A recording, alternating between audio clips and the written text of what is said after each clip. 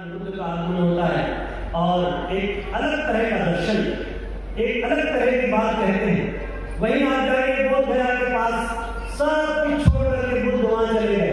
उनके बचपन में उनके आचार्यों ने जो ध्यान की विद्या सिखाई थी उसको पकड़ लिया, ध्यान में बैठे और कुछ ही समय में बुद्धत्व को प्राप्त हो गए। अन्यथा उसके पूर्व की स्थिति कहते निरंजना नदी को पार करते हुए बुद्ध एक पेड़ की जड़ पकड़कर रह गए, उससे निरंजना पार न हो सकी।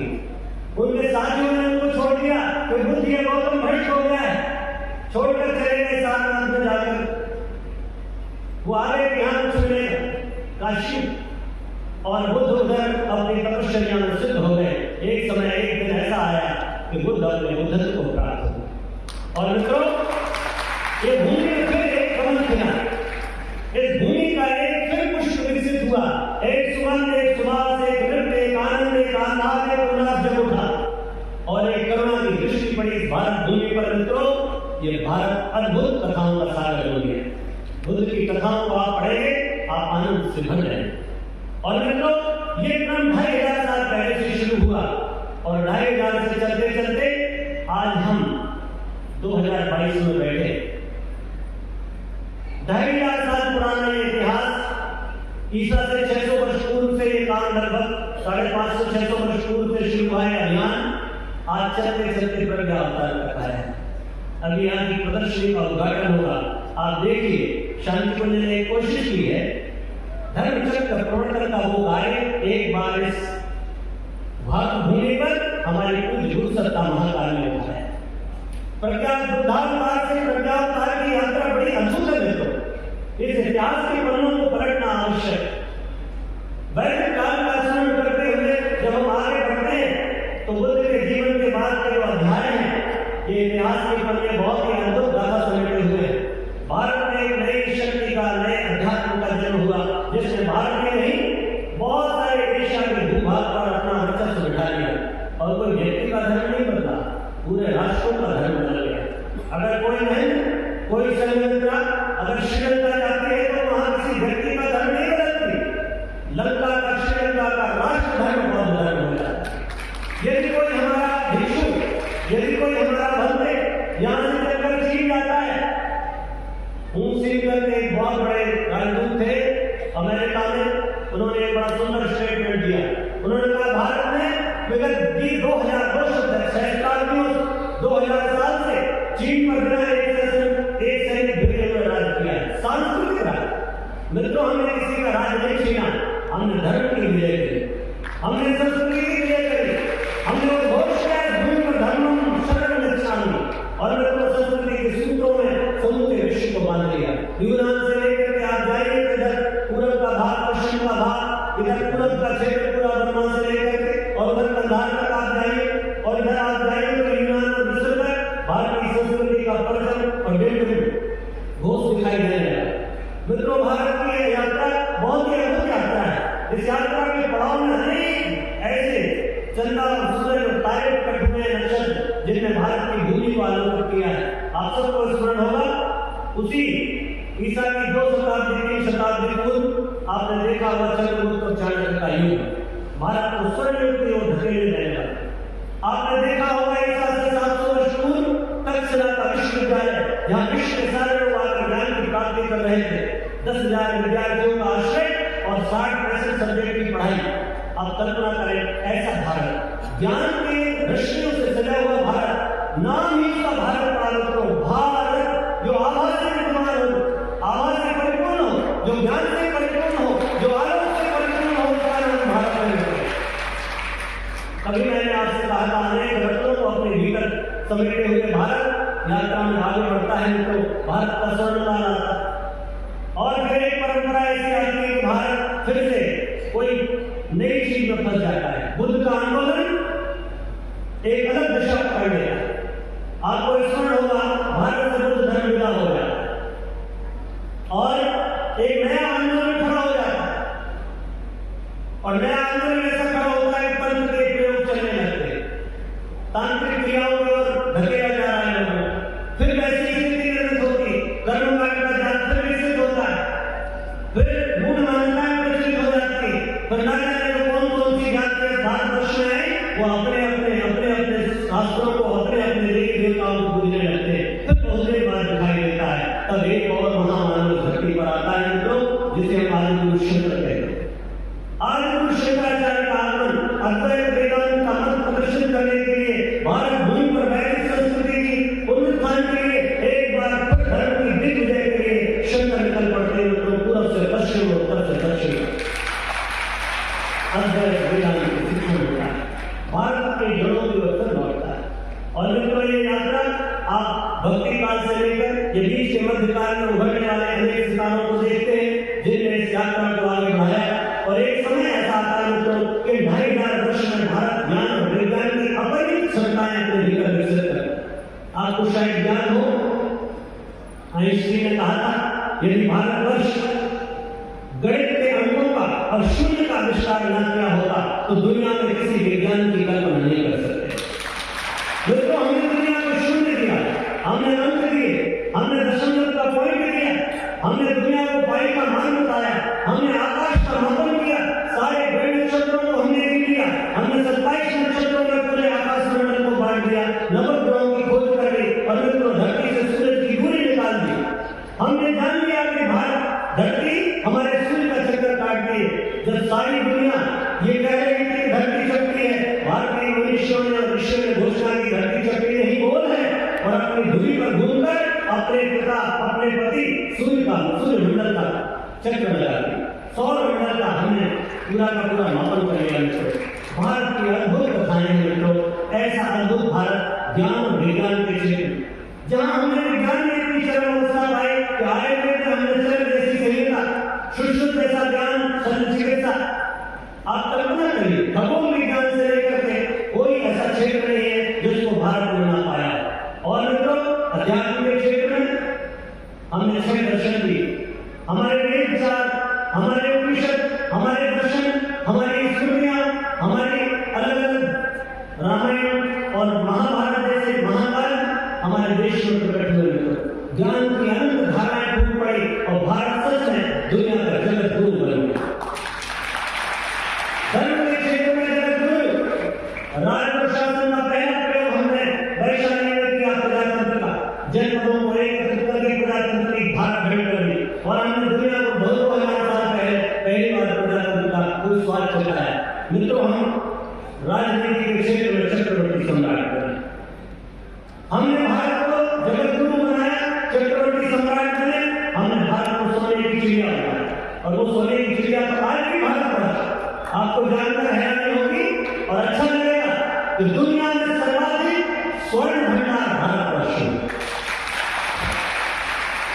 मित्रों ऐसा अद्भुत भारत, ऐसे अपूर्व, ऐसे उत्साहपूर्ण, ऐसे दैनिक मान के साहित्य को, इतिहास को समेटे हुए भारत है। हम सबको गौरव होना चाहिए कि हम भारतीय। हमारे वेद ने कहा अमृतस्य पुत्रः, तुम अमृत के पुत्र हो।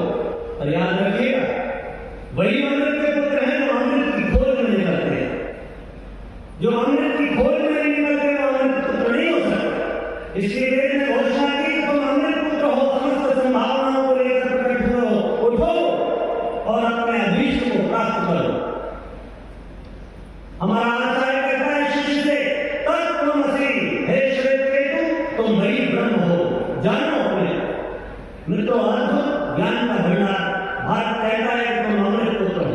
आज जो श्रेष्ठता बैठे हुए हमारे गुरुदेव ने कहा तुम युग श्रेष्ठता, वेद ने कहा तुम अमृत पुत्र हो, भगवान कृष्ण ने कहा तुम भारत हो, और विवेकानंद ने कहा उठो जागो और तब तक मंत्र को लेकर ध्येय को प्राप्त न करना।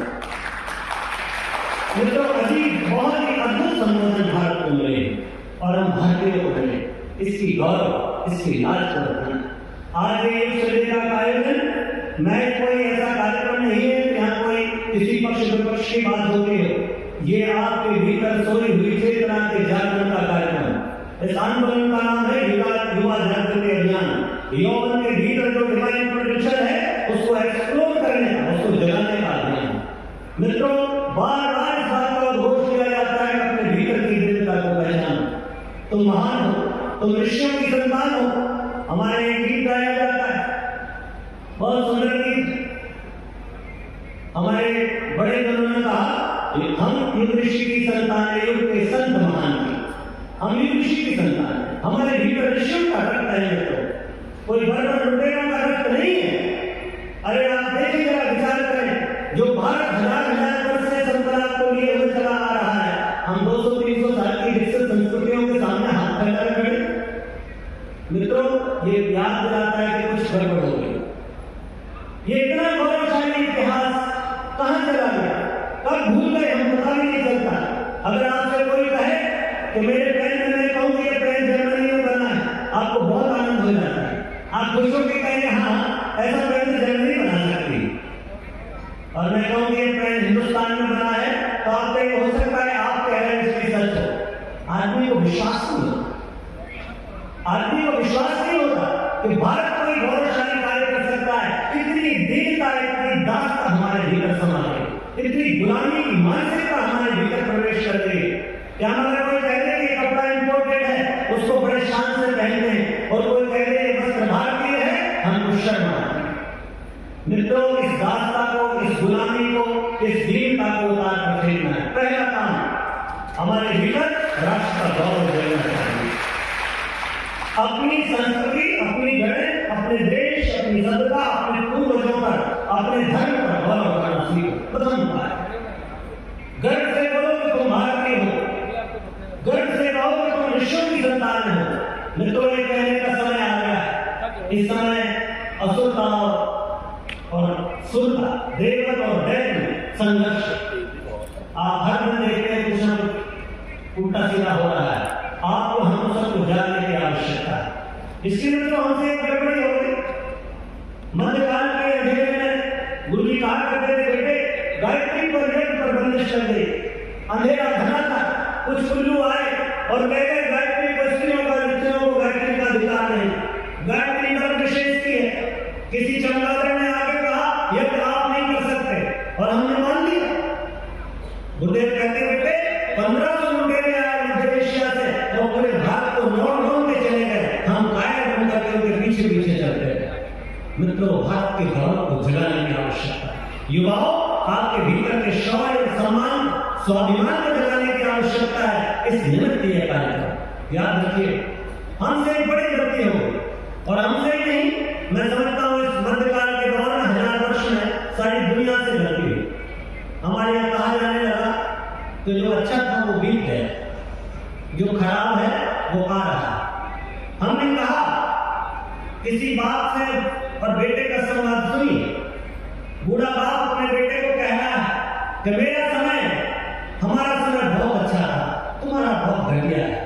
और वो बेटा भी अपने बेटे से कहता है कि मेरा समय बहुत अच्छा था, तुम्हारा बहुत घटिया है। और उस बाप को भी उसके बाप ने कहा था कि मेरा समय बहुत अच्छा है, तुम्हारा घटिया है। मानो हम दिन प्रतिदिन किसी घटिया समय की ओर बढ़ रहे हैं। हमने कह दिया सतयुग बीत गया, त्रेता द्वापर चला गया, कलयुग चल रहा है, अभी तो और कठिन समय आएगा। हमने घोषणा कर दी, लोग निराश हो, लोगों ने सोच लिया जो होना है तो होएगा। आजकल बड़े बड़े पत्र छपे रहते हैं, क्यों सोचते हो तुम कुछ नहीं कर सकते, कितनी निराशा भरी हुई बातें शास्त्रों के नाम से। हम ये घोषणा कर दी, परंतु हमने कह दिया सब अच्छे लोग बीत गए, राम हो गए, कृष्ण हो गए, गौतम हो गए, गांधी हो गए, बुद्ध हो गए, सब चले गए। अब कौन पैदा होंगे? अब क्या 2 कौड़ी के घटिया निकलने लोग पैदा करेंगे हम? क्या हमारी संतानें घटिया संतानें होंगी? ये विचार करने योग्य बात। हमारे मन में हमने विचार बना लिया है कि अच्छा था तो बीत गया, जो घटिया है वो आने वाला है, और सारी दुनिया के लोग इसी तरह सोचते हैं। मित्रों, और मैं कहता हूं कि इस घोर घनघोर अंधेरे में जब ऐसे भ्रम और जंजाल बन रहे हो, तब एक महामानव आता है। इस जगन्मा प्रचार धर्म कर्म के शुभ शिखर पर बैठकर वो घोषणा करता है 21वीं शताब्दी उज्जवल भविष्य। अरे मनुष्य करो मत, खराब समय नहीं, सतयुगी समय आ रहा है, एक उज्जवल भविष्य आ रहा है, 21वीं शताब्दी। मित्रों ने कहा कि देवता बीते नहीं, अब मनुष्य देवता देने जा रहा है। और हमने तो कल्पना की कि स्वर्ग ऊपर है, उन्होंने कहा नहीं, स्वर्ग ऊपर कहीं नहीं, धरती पर स्वर्ग होगा। मित्रों, अखंड ज्योति का पहला अंक और पहले प्रश्न लिखा है कि मैं धरती को स्वर्ग बनाने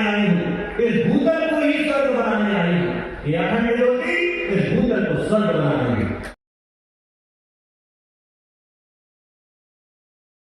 वो भगवान नहीं चलेगा जो रिश्वत दे करके मान्यताएं मनोकामनाएं पूरी करता है। गुरुदेव ने कहा नया इंसान बनाएंगे, नया भगवान बनाएंगे। हमने अभी संकल्प पढ़ा, उसमें कहा है हम ईश्वर को स्वर्ग मिटाकर और नया कार्य माने। मित्रों, बिल्कुल मान्यताएं विचारणाएं जैसे बुद्ध के आंदोलन में क्रांति हुई थी, धर्मचक्र का परिवर्तन हुआ था, वही धर्मचक्र परिवर्तन हो रहा है। सब मान्यताएं पूरी हो रही, हर चीज को बदल दिया बुद्ध ने।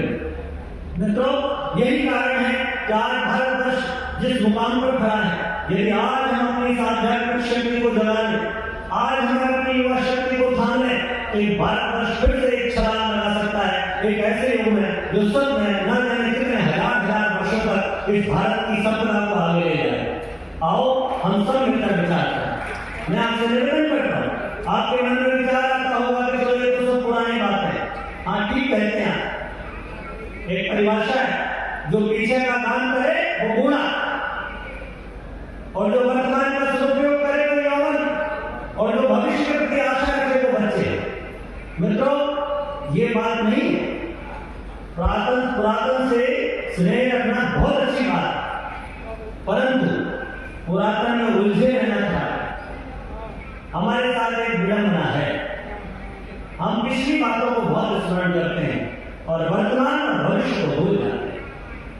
इसलिए हमको सोच विचार करना चाहिए, जो आगे की ओर दृष्टि होना चाहिए। ऐसा लगता है मानो हम लोगों की मोटरसाइकिल में, हमारी कार में पीछे की हेडलाइट पीछे हो गई, हम पीछे देख रहे हैं खुश होते, और आगे की योजना बनाओ। आप अमेरिका में जाइए, आप रूस में जाइए, आप चाइना में जाइए, आप यूरोप में जाइए, वहां पर 5वीं क्लास में पढ़ता हुआ बच्चा योजना बनाता है कि मंगल पर घर बनाऊंगा, और हमारी 5वीं में पढ़ने वाला बच्चा अपने घर का उसको स्मरण में सोच ही नहीं। ऐसा लगता है कि मानो हम दीनता से इतने ग्रसित हो गए हैं कि हमने अपनी पहचान खोते चले जा रहे हैं। इसलिए मित्रों, एक जो दुर्भाग्य घट रहा है, इससे हमको निकल कर बाहर आना पड़ेगा और भारत के वर्तमान को भी देखना पड़ेगा। आज सच में एक अद्भुत संयोग हो रहा है।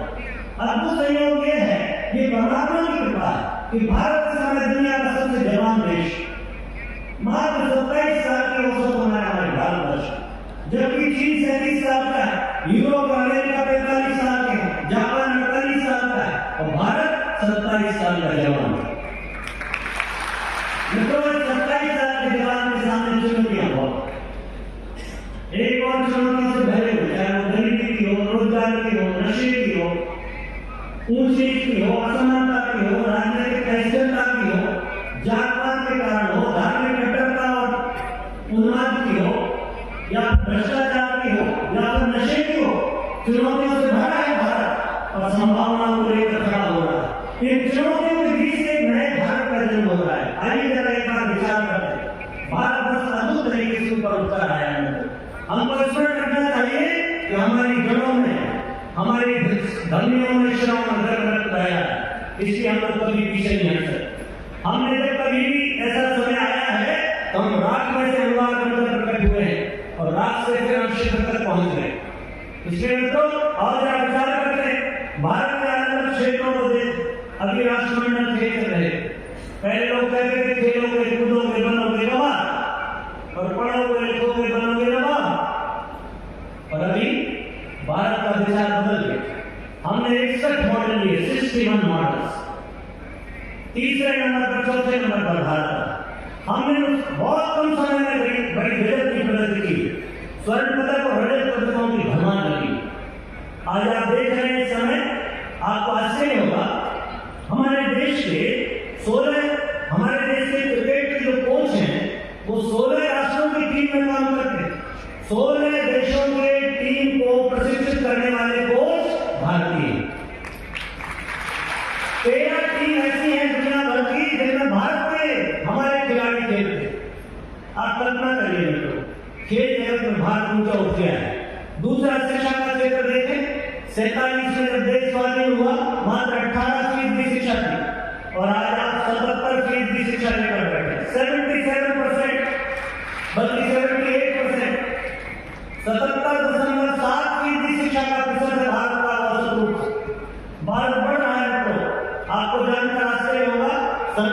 विश्वविद्यालय का देश भारत, 1100 के आसपास विश्वविद्यालय भारतवर्ष, और अभी शिक्षा नीति का स्वरूप उभर कर आया। हमारे देश की शिक्षा नीति में बहुत कुछ परिवर्तन हुए और आपको अच्छा लगेगा कि अभी तक हमने कभी मनुष्य को मनुष्य बनने की प्रेरणा नहीं दी।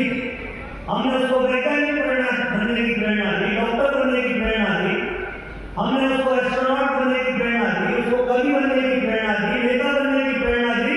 और अब मित्रों, यूनिवर्सिटी में 100 सब्जेक्ट कैसे चुने गए हैं कि मनुष्य मनुष्य कैसे बने। 100 सब्जेक्ट कैसे लागू किए गए जो मूल्य आधारित शिक्षा का क्रम करेंगे। मित्रों, स्वास्थ्य के क्षेत्र में देखें, एक समय याद आता है जब भारतवर्ष में करोड़ों करोड़ लोग भूखमरी के कारण, हैजे के कारण, बीमारी के कारण मरे। आज आपकी आयुष्मान भारत योजना चल रही।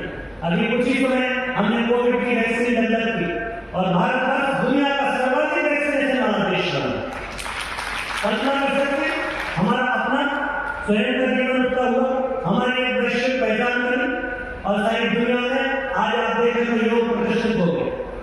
स्वास्थ्य के क्षेत्र में, जीवन को संतुलित बनाने के क्षेत्र में आज योग ने विश्व मान्यता प्राप्त कर ली। हम 21 जून को विश्व अंतर्राष्ट्रीय योग दिवस मना रहे हैं। हमारा आयुर्वेद सारी दुनिया में प्रदर्शित हो गया। मित्रों, भारत चल रहा है। आप देखते जाइए, आज एम्स की संख्या देखें तो 23 एम्स काम कर रहे हैं पूरे देश में।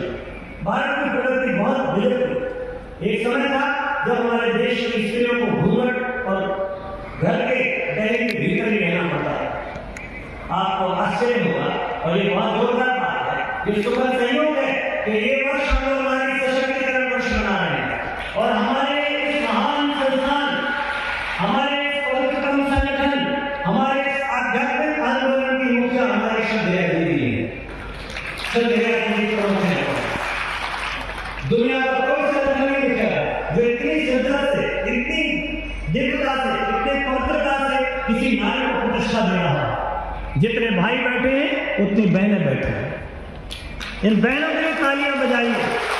इनने चौके चूल्हे को त्यागा है, इनने धैर्य से बाहर कदम उठाया है, इनने अपने घूंघट को उभारा है और आज एक कंधे से कंधा मिलाकर राष्ट्र, देश और सभ्यता की संस्कृति के विकास में, देश के विकास में काम कर रहे हैं। मित्रों, नारी दिवस में अद्भुत प्रयोग हुए हैं। हमारे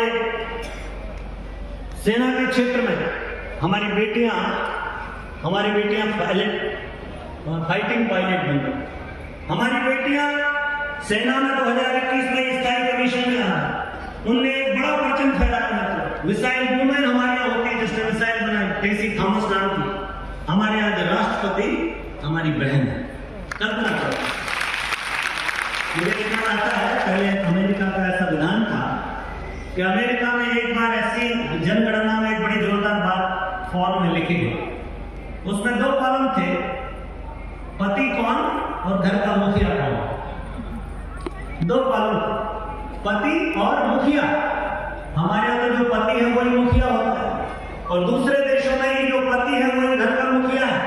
पर एक बार ये जानकारी मिली कि जरूरी नहीं है कि जो घर में पति है वो मुखिया हो, पत्नी भी मुखिया हो सकती है। और ये प्रमाण हमने भारत में करके दिखा दिया, हमारे राष्ट्र में है। मित्रों, बड़ा अद्भुत प्रयोग हो रहा है। गर्मी के क्षेत्र में देखें, एक समय था हमने मोटा अन्न आयात किया था और हमारे लोगों के भूखमरी के शिकार हुए थे। आज हमारा देश ऐसा है कि 3 वर्ष तक भी अगर बारिश ना हो, अकाल पड़ जाए तो देश में धन धान्य के कितने भंडार भरे पड़े हैं कि हम अपने देश को 3 वर्ष तक भोजन करा सकते हैं। मित्रों, गजब की बात है। आप कल्पना करिए खाद्यान्न का स्तर कितना बढ़ गया। पर्यावरण के क्षेत्र में देखें आप तो अभी बीच में बहुत गिरावट थी। हम 33% वन क्षेत्र से कोई 18-20% पर आ गए और अभी भारत से 24% वन क्षेत्र में आ गए। भारतवर्ष को इस अवार्ड मिला, हमारे प्रधानमंत्री का सम्मान हुआ और हम हर 2070 तक 0 कार्बन उत्सर्जन का लक्ष्य पूरा करके दिखाएंगे। भारत एक अनूठा देश है मित्रों, जहाँ पर्यावरण के प्रति अद्भुत जागृति है। हमने वृक्षों में देवताओं को देखा है, हमने नदियों को माताओं को ढूंढा है, हमने पहाड़ों में अपने देवता बिठाए हैं। इसलिए भारत अपने तरह की एक बहुत ही प्रकृति निष्ठ संस्कृति को लेकर के जी रहा है। मित्रों, अद्भुत प्रयोग हो रहे हैं हमारे।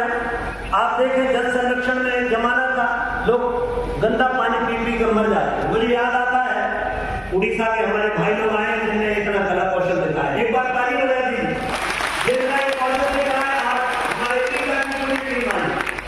उड़ीसा में राधाहरी नाम की एक जगह है।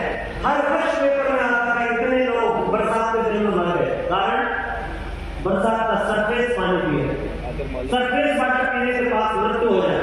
मित्रों, आज भारतवर्ष में हर घर में नल, हर घर में नल। हमारी सरकार ने घोषणा की 19 करोड़ घरों में नल से जल पहुंचेगा। और मित्रों, यह प्रयोग एक राज्य 100% पानी की सप्लाई कर रहे हैं। 19 करोड़ घरों में हमारी गंगा जो प्रदूषण की कगार पर थी, मृत पाए हो गए, आज वो गंगा नमामि गंगे के माध्यम से और गायत्री परिवार के नर्मदा गंगा जन अभियान के कारण आज गंगा अविरत और निर्मल बह रही है। गोमुख से लेकर गंगा सागर तक का प्रवाह अविरल और निर्मल दिखाई दे रहा है। मित्रों, एक अद्भुत प्रयोग हो रहा है। हमने देश की 24 नदियों पर काम करना प्रारंभ कर दिया। हमने अभियान प्रारंभ किया, सरकारों ने उन कार्यक्रमों को उठाया। हमने सरोवरों का निर्माण किया, श्री राम सरोवर, और आज सरकार अमृत सरोवर बना है। सरकार अमृत सरोवर, हर जिले में 75 अमृत सरोवर बनना है, जो पानी के संचय का परंपरागत माध्यम था वो फिर नए सिरे से विकसित हो रहा है। इसलिए मित्रों, भारत अपनी तरह से फिर से जा रहा है। ये सब बातें दिखाई देती है मित्रों, हर क्षेत्र में भारत प्रगति कर रहा है। आपको जानकर और अच्छा लगेगा कि आप चिकित्सा के क्षेत्र में देखें, दुनिया में भारत के डॉक्टर्स सबसे ज्यादा प्रमाणित डॉक्टर्स माने जा रहे हैं। चाहे आप यूरोप में चले जाइए, इंग्लैंड में चले जाइए, आप अमेरिका में जाइए, जापान में जाइए, भारत के डॉक्टर इस समय बहुत प्रतिष्ठा पा रहे हैं। आप इंफॉर्मेशन में जाएं, कम्युनिकेशन में जाएं, टेक्नोलॉजी में जाएं, आप पाएंगे भारत के IT पीपल्स इस समय अपना परचम लहरा रहे हैं। दुनिया के जितने बड़े बड़े संस्थान हैं, चाहे वो माइक्रोसॉफ्ट हो, चाहे आपका अभी तो आपका बिहार में परिवर्तन हुआ है, अन्यथा चाहे फेसबुक हो, चाहे यूट्यूब हो, चाहे कोई भी आपका ऐसा सोशल मीडिया है, उसके मुख्य उसके शिखर पर भारतीय बैठे हुए। मित्रों, हर जगह अभी तो जोरदार बात है, इंग्लैंड का प्रधानमंत्री भी भारत का ऋषि सुनक बन गया। जिन लोगों ने हमारे 200 वर्ष शासन किया, सारी संपदा लूट कर ले गए, आज उन पर शासन करने वाला हमारा भारतीय बैठा हुआ है। मित्रों, जहां जाइए वो भारतीय दिखाई दे रहे हैं। वो दिन दूर नहीं जब गुरुवर की वो प्रार्थना, गुरुवर का वो संदेश सफल होकर दिखाई देगा कि सारा भूमंडल दिव्य विजय संस्कृति से समाहित दिखाई देगा। मित्रों, बड़े बड़े प्रयोग हम सबको करना है, बड़े बड़े प्रयोग करना है, और इन सबके बीच में चिंताएं कम नहीं। मैंने आपसे निवेदन किया था, चुनौतियां भरी, बड़ी बड़ी चुनौतियां, बदलते युग की चुनौती सबसे बड़ी। दुनिया बहुत तेजी से बदल रही है और हम वैसे के वैसे ही रहना चाहते हैं। दुनिया कितनी तेजी से बदल रही है, कभी कल्पना कीजिए। भोजन बनाने में देख लीजिए, पहले 2 घंटे 4 घंटे बहन हमारी भोजन बनाने में लगा दी थी, आज 5 मिनट 10 मिनट 15 मिनट भोजन बनता है। सच्ची कहाँ यात्रा में कम्युनिकेशन, कहाँ यात्राओं में हम लोग महीने महीने भर चलकर किसी स्थान तक पहुंचते थे, अब तो हम झपकते पहुंच रहे। तब हमारे चित्र चिट्ठियां, कभी हम आपके उनके गले में चिट्ठी बांध करके कबूतरों से भेजा करते थे। आज आप देखते हैं पलक झपकते हर एक के हाथ में मोबाइल फोन है, दुनिया के किसी भी कोने पर कोई भी संदेश भेजने की सामर्थ्य रखता है। प्यारे भाइयों, हर क्षेत्र में चुनौती भी है और इन नए आविष्कारों को अपनाने की, हमारी मनस्थिति विकसित करने की चुनौती भी। समस्या ये नहीं है, समस्या ये है कि आप बदलते परिवेश में कदम से कदम मिलाकर चल रहे हैं। दुनिया बदल रही है, हमको भी बदलना होगा। मित्रों, चारों ओर जो समस्याएं खड़ी दिखाई देती उन पर नजर रखनी पड़ेगी। आप देख ले रहे इस समय तृतीय विश्व युद्ध की स्थिति देखें आप, 9 महीने 10 महीने से 8-9 महीने से रूस और यूक्रेन लड़ रहे हैं। अभी आप देख रहे हैं चीन और ताइवान में ठगी हुई, उधर आप देख रहे हैं मध्य एशिया में फिर से युद्ध शुरू हो गया है। उधर आपके ईरान में जाइए तो ईरान और इराक के बीच में वहां युद्ध की स्थिति निर्मित हो रही है। आप जहां जाइए, जिस भी भूभाग में जाइए, सब जगह युद्ध की घटनाएं, भड़ों में बढ़ गई दुनिया, और कह रहे हैं आने वाले दिनों में अणुयुद्ध हो जाएगा, दुनिया नष्ट हो जाएगी। उन सब के बीच भारत स्थिर होकर, निरपेक्ष होकर के अपनी भूमि भूमिका निभा रहा है। मित्रों, आने वाले दिनों में आप बड़े निर्णायक हों। युद्ध में, आतंक में, धार्मिक कट्टरता, उन्माद, सब में बड़ी विपत्ति हमारे देश में छाई हुई है। इस आधुनिकता के अभिशाप से हम कैसे बचें, इस अभिशाप को हटा दें, भोगवादी हमारी दुष्प्रवृत्तियां कैसे दूर हों, इन पर विचार करने की आवश्यकता है। शिक्षा के संस्थानों में जनरेट हुई स्वच्छता, निरंकुशता और अल्लाह, उच्छृंखलता और दुष्टहीनता, इस पर नियंत्रण कैसे किया जाए, बड़ी चुनौती है। मित्रों, हमको इतना आम आदमी के भीतर जीवन मूल्यों का अभाव उठाया गया। हम लोग थोड़ी सी बात पर बेईमान हो जाते हैं। बड़ा मुश्किल होता है ईमानदार आदमी ढूंढना, सत्यवादी लोगों को ढूंढना। इसलिए हमारे सामने एक बड़ी चुनौती है, जीवन मूल्यों को हम स्थिर कैसे रखें, जिन मूल्यों के आधार पर हम विश्व की श्रेष्ठ संस्कृति कहलाए। वेद में घोषणा किया करते हैं, सात प्रथम संस्कृति विश्व भारत, ये हमारी प्रथम संस्कृति है। मित्रों, ऐसी संस्कृति के मूल्यों को बचाए रखना एक बड़ी चुनौती हमारे सामने है। एक और जहां हम उज्जवल भविष्य के सपने देख रहे हैं, वही हमारे यौन संघर्ष। आप देख रहे हैं किस तरह अश्लीलता बढ़ रही है, किस तरह फैशन बढ़ रहा है, जीवन लक्ष्य का अभाव कैसे दिखाई दे रहा है। ये बहुत सारी समस्याएं हमारे सामने खड़ी हैं। मित्रों, इस काम के लिए जरूरत है जरूरत की जरूरत है, जिनकी धन और लक्ष्य बनाया हो, ऐसे लोगों की आवश्यकता है। भारत माता एक बार फिर से पा रही है नए काम के। मित्रों, आशा का एकमात्र केंद्र बिंदु युवा है और युवा से हम प्रार्थना करते हैं कि अपनी दास्तान को एक बार फिर से खड़े हो जाओ। भगत सिंह एक बार फिर से खड़े हो जाओ, चंद्रशेखर आजाद एक बार फिर से खड़े हो जाओ, नेताजी सुभाष चंद्र। मुझे स्मरण आता है, मात्र 17 वर्ष की उम्र की शहीद आजम, वो एक व्यक्ति है, भीतर की वेदना इतनी अद्भुत थी, तड़प थी भीतर। उस वेदना को मैं आपके सामने रखता हूँ। वो अपने लेख में लिखते हैं, हे भारतीय युवक, तू क्यों गफलत की नींद में पड़ा बेखबर सो रहा है? उठ, आंखें खोल, देख प्राचीन दिशा का लाल सिंदूर रंजित हो उठा है। अब अधिक मत सो, उठकर माता के दूध पिला कर उससे उद्धार का पीड़ा उठा, उससे आंसू के बूंद को की सौगंध ले, उसका बेड़ा पार कर और मुक्त कंठ से बोल, वंदे मातरम। मित्रों, शहीद आजम का यह संदेश आज हर युवा को अपने जीवन उतारने की आवश्यकता है। आशा का एकमात्र केंद्र बिंदु आप कुछ हो सकता है तो जवानी आप अपने जीवन में करें, अपने परिवार में करें, समाज में करें या राष्ट्र और विश्व के लिए जो कुछ कर सकते हैं वो युवा हो सकते हैं। इसलिए हम सबको विचार करना होगा कि हम कैसे काम करें। हमारे लोग आते हैं, क्या करें साहब, सहयोग नहीं कर रहे, शक्तिपीठ वाले सहयोग नहीं कर रहे, संगठन सहयोग नहीं कर रहा।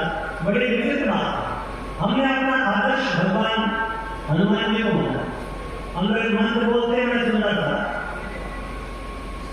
भगवान हनुमान जी की वंदना गाते हैं और कहते हैं कि मातृत्व बलधाम है शैलावते हम नंदन तुषारम गायनाम मधुगण सकल मन धाम मानव भीषण रघुपति के भक्तन बात जाता हूं। हम भगवान हनुमान जी को अपना आदर्श मानकर करते हैं। हनुमान जी का जीवन देखें, वो अंधेरी लंका में विभीषण को ढूंढ लेते, उस संसार को समस्याओं से भरे हुए पहाड़ में उस टीम पर वो अपना आदर्श ढूंढ लाते और